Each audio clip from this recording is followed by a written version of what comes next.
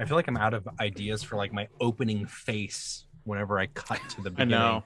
I just want you just to live in the moment. On the Dallas Opera Network, you're listening to Opera Box Score. Let's get ready to rumble! Wherever you are, however you're listening, yes, it is America's Talk radio show about opera. It's Opera Box Score. I'm George Cederquist, joined this week by Oliver Camacho, Matt Cummings, and Weston Williams. All right, in Chalk Talk, is it that time of year already? Ugh, brother. We turn to the men's NCAA March Madness bracket, which is set. We're going to make our own brackets to pick the winningest opera composer of the last 400 years. It's a multi-show segment. I can't wait. Neither can Oliver. And then Opera Philadelphia has just announced its 22-23 season featuring friends of the show, Larry Brownlee and David T. Little, and titles including The Backwards Bohème and The Other Otello. Plus 2-minute drill. Artists continue to raise their voices in support of Ukraine while Universal gets out of Russia. All right, if you're watching on TDO, you want to make sure you subscribe to the podcast. Get that full show. Stitcher and Spotify. You click follow on Apple Podcasts. Hit the plus sign. And of course, send us a voice memo. Email us your hot takes, operaboxscore@gmail.com. You're going to get an OBS beer coaster and an OBS lapel pin. Just for sharing your hot take, Oliver Camacho, great to see you. It is great to be seen on this podcast. Man, kills every time. Matt Cummings, thanks for hanging in there and doing the show with us tonight. I mean, I wasn't sure if you guys were really even going to miss me, but I decided to bring my own presence back on my own. What is going on with when we have one, we lose the other? Where's Ashlee today? Have you ever seen us in the same place? We may, in fact, be one person doing a complicated farce. Neither of you are Weston Williams. I know that much. It's true. I'm here. I'm wearing green. I think the show is going to drop on St. Patrick's Day or like very close to it. So no one can pinch me today, but you can pitch Matt and Oliver as much as you want. You can kiss your iPhone when you're listening to this. Please do. Yeah. Thanks in public. Ashley says Tom Brady has announced his unretirement from the NFL and will be returning to the Tampa Bay Buccaneers this season.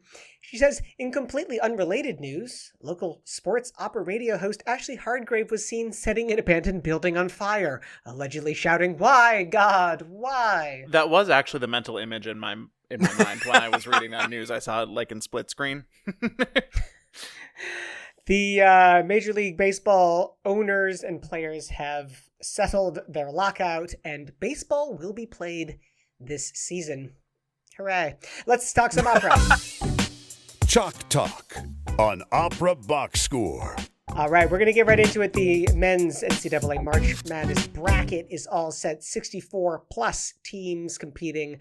Lots of smack to be talked, I'm sure. We want to preview our selections for our multi-show bracket. We're going to start with myself and Matt this week, Weston and Ashlee in a future week, and Oliver will be sitting on a throne selecting the metrics for my rightful place as the judge. Finally. There's that creative consultant title coming in. So what is the premise of this year's March Madness? So previous years we've done last year we did the Dark Horses of opera. Mm-hmm. I forget what we did the year before. It's been so long ago that was COVID year one. That year we took MOT's bracket and played through it. Oh, okay, that's right. No, okay. that's right. Look at this guy. Yeah, I hope the Is there a memory? Is there a Michigan Opera recall Theater. component? Now known as the Detroit Opera. Detroit no Opera. longer. Yeah. Yeah. Here's the not idea when they this year. made that bracket. We are focusing on composers, and we're focusing on the entire. If the composer is the school or the team, then the pieces of repertoire are the players. So we're going to be making our arguments for a composer based on their entire body of work. Each of our panelists picks 4 composers, one from the 18th, one from the 19th, one from the 20th, and to make sure that we're lifting up the most contemporary voices, one from the 21st century. Again, this is the centuries in which that composer was releasing most of their work. So we've sorry, ruled out Monteverdi. We've ruled out Your Claudio's 17th century Monteverdi. opera. Okay, I gotcha. I feel that. I see what's going on. Matt Cummings, you and I are going to go first. I'm going to shut up and let you talk us through your 4 composers and centuries. Okay, let's start at the very beginning, which, as it has commonly been said, is a very good place to start. And so my 18th century pick, I'm going to seed the one and only Jean-Philippe Rameau, French court composer extraordinaire, maybe not one of the most performed composers of all time, but incredibly influential. Not just because of his writings on music theory that were really foundational for classical composition for almost 200 years until Weston's faves started messing with them, but because of the way he evolved French Baroque opera beyond the very, very speaky and not interesting to other people than French aristocrats, Lully, sorry, and Oliver. Of course. I am taking a pot shot at the Gay judges. wad Maybe Mexicanos in Chicago. maybe not the best strategy, but I'm here to play, baby. I'm here to win. Just in terms of the way that it seamlessly integrated aria and recitative into something that was neither fully one nor the other, and arioso and choruses and dances. You could say Wagner even ripped Rameau's Gesamtkunstwerke off a century later, and in fact, I do say that. Because I'm just taking pot shots at everyone. I'm here to play. Anyway, who's he going up against? Yes, he is going up against... Well, here's the overarching vision for my 4 composers. I picked all British composers. Oh, is that a drinking one? Yeah. It feels like a drink. That feels like a drink for all of us. So I for feel the like we should. 18th century, of course, it had to be Handel. Okay. Who was not Technically really German, but British. okay. Never heard of him. You know, the German writing Italian operas. You want to talk repertoire? Let's talk repertoire. Handel, over 40 operas to his name, plus countless oratorios as well. This one is going to be a walkover. 19th century, this was an absolute no-brainer as well. Gilbert and Sullivan. Cheating a little bit because I've got sort of 2 people. I guess it should technically be Gilbert. Just Arthur Sullivan. Gilbert is axed. Sorry, well, Gilbert's the librettist, so definitely wouldn't be Gilbert. Anyway, I mean, you know I'm a sucker for some GNS. I think this is going to be a great choice. Who's your 19th? I think we know who's going to lose that particular bracket with Oliver in the judge seat. Yeah, and I'm definitely not playing to my audience at all by picking the one and only Gaetano Donizetti as my composer for the 19th century, because I really feel like he does not get the credit he deserves, because his music is his operas are a little bit more hard to pin down than a lot of his contemporaries or followers. And what I mean by that is, like, you know what a Rossini aria sounds like. You know what a Bellini aria sounds like. If I told you just about that we're going to listen to a Donizetti aria, like, that could be anything from La Fille du Régiment to the Anna Bolena Mad Scene. And for a composer to be that good in both of those milieux really says something about the way that he can craft the musical drama, and in a way that that masters the highly formal Italian music of the first half of the 19th century, but also transcends it to create these moments of really pure human, pathetic, and I mean that in like the pathos way, drama. I also don't think that you would have Giuseppe Verdi without Donizetti. That's not exactly a hot take, but that lineage is pretty clear when you look at where Donizetti started as a composer and where he ended. It was a really transformational period, transitional period of Italian opera. So far the matchups are Handel versus Rameau and Donizetti versus Arthur Sullivan. George, who is your 20th century pick? First of all, I appreciate you mentioning Verdi, because I made an executive decision: no Mozart, no Verdi, and no Puccini in this entire bracket, because I think it would be too unbalanced. 20th century, this is where my heavy hitter comes in: Benjamin Britten. Ooh. Such a great body of work, so moving, so colored and specific in its orchestration. This guy is not going to lose. Unless he loses to the one and only Richard Strauss. And There's the no way. The reason why I picked Strauss is I can't think of many composers who embody the kind of schism of what happened to classical music in the 20th century more than Richard Strauss, because the man has the range. He's got the shocking angularity of Salome that's still controversial basically to this day, versus that aching lyricism of something like Rosenkavalier or even some of the lesser known ones like Daphne or Schweigsame Frau that don't necessarily get done as much, partially because they're so freaking insane in terms of their demands on singers and orchestras. But he is a complicated man with a complicated legacy and wrote very harmonically complicated operas that took the language of the 20th century and made it make sense to people who were used to listening to music of other eras. And I would argue, even as much as I love Benjamin Britten, Strauss manages to kind of disguise the novelty of some of his compositions, and in a way that really shows that kind of mastery of his vocabulary and of the art form. Cannot wait for that matchup. And then finally, we have the 21st century pick, a much smaller body of work by nature, but George, who are you going to go with to start? Well, again, this is really important to me in our bracket this year to have 21st century composers to really uplift the voices. So that you could keep doing British white guys. It's true. My last choice is a British male, Ian Bell, friend of the show. First of all, I think Ian is fantastic. And I love his work. Christmas Carol, the one-man version of Christmas Carol in 2014, a piece on Jack the Ripper in 2019, and his opera Stonewall, also from 2019. This composer is so unique in his voice. There's really no one like him. The material that he picks, the way he uses the orchestration. And I might add, there was no one who hustles harder in this business to get commissions and to get his work out there. Matt? He's got to go up against one of the it composers of the moment, and for good reason, Missy Mazzoli, who is just a fascinating composer in terms of all of her influences, and actually kind of in a similar way to what I feel like I latch on to about Strauss operas, is that she takes really, really complex ideas, not just musical ideas, but like philosophical ideas, and weaves them together with things that people know to make something that both makes a statement and is entirely new and completely unique and so fully her own voice, but in a way that also pays homage to the art form's history and to the legacy, and makes a really strong statement about what it means to move this art form forward, and to do it in a way that people still want to listen to what you're writing. So we're filling out the bracket today. We heard 4 picks from Matt, his 18th century pick, Jean-Philippe Rameau, his 19th century pick, Gaetano Donizetti, the 20th century Richard Strauss, and the 21st century Missy Mazzoli.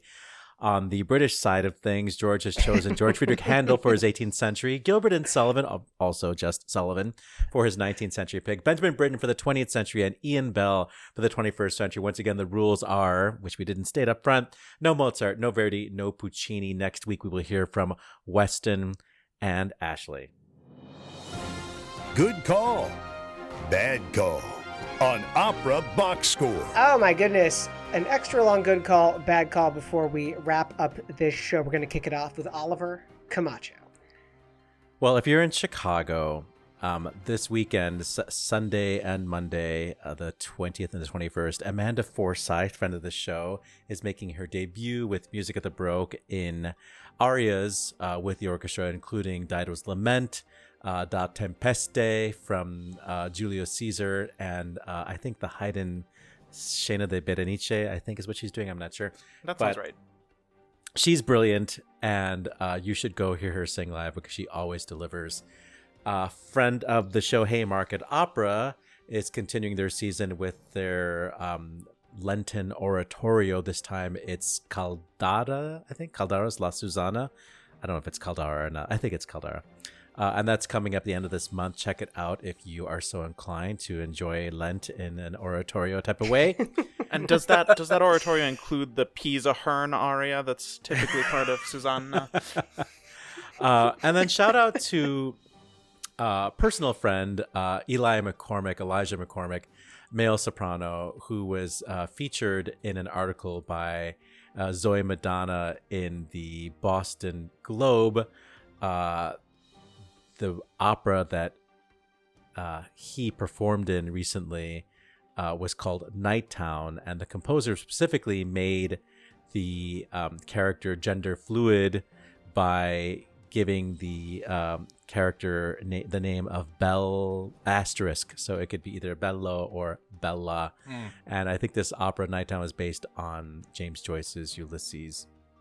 So that opera already happened, and we'd love to get Elijah on the show at some point. But at any rate, thank you, Zoe, for featuring him. Matt Cummings.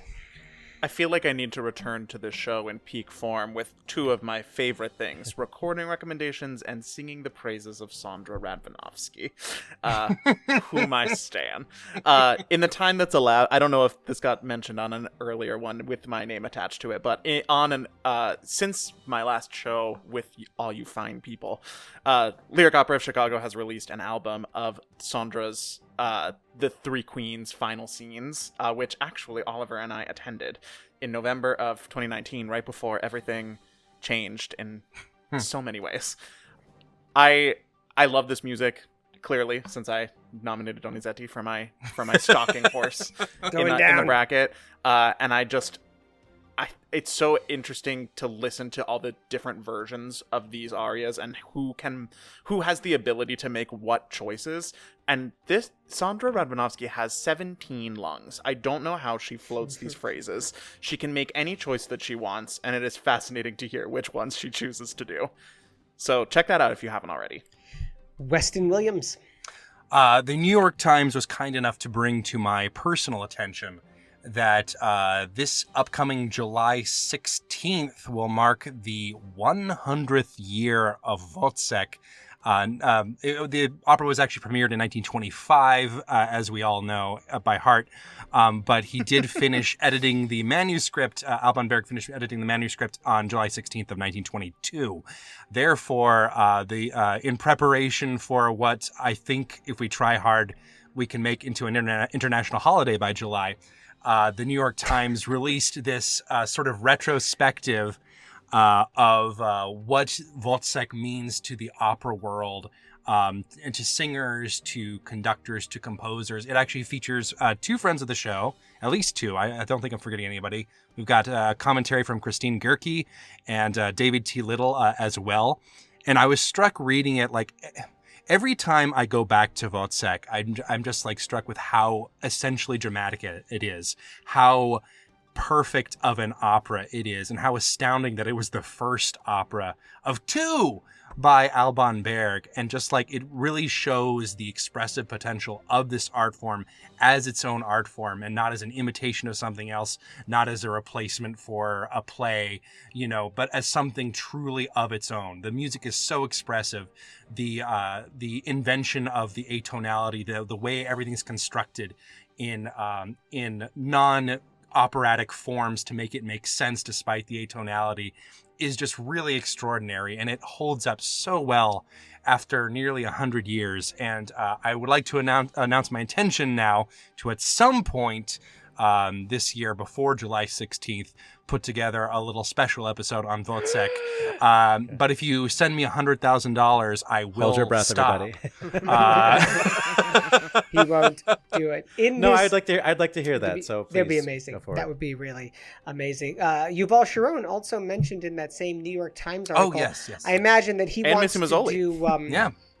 He wants to do Wozzeck backwards, but because the original play by Georg Büchner was written to be performed, the scenes in any order, I don't know how much It's already difference it would make. backwards. There we go. Easy. Good call. Bad call, of course, is either sports or opera. Mine is sports. It's a bad call this week, as Major League Baseball players and owners came to consensus and got next season going. There were concessions on both sides, including there is now going to be a league universal designated hitter. Previously, the American League had a designated hitter and the National League did not. That is changing.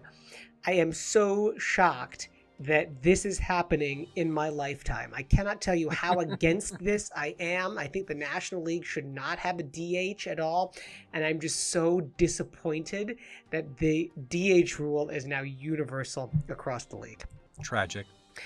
That's it for this week's edition of America's Talk radio show about opera. Our announcer, he's Norm Woodel, and Norm's at normwoodel.com. If you're watching on TDO, make sure that you subscribe to the whole podcast. Stitcher, Spotify, you're going to click follow. On Apple Podcasts, you just hit the plus sign. Be sure to send us a voice memo or email us your hot takes, your bracket suggestions. operaboxscore@gmail.com. I'm going to get that beer coaster, that OBS lapel pin.